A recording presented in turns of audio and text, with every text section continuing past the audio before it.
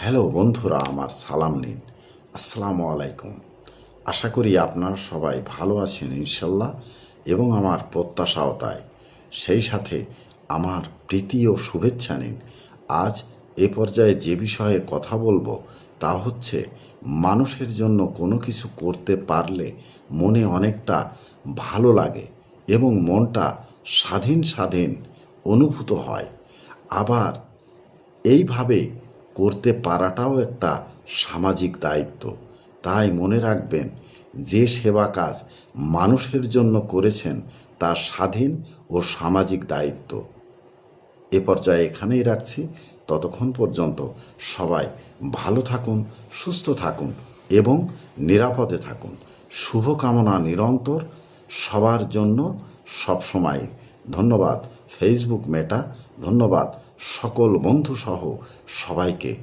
আবার দেখা হবে অন্য কোনো ভিডিওতে। আল্লাহ হাফেজ।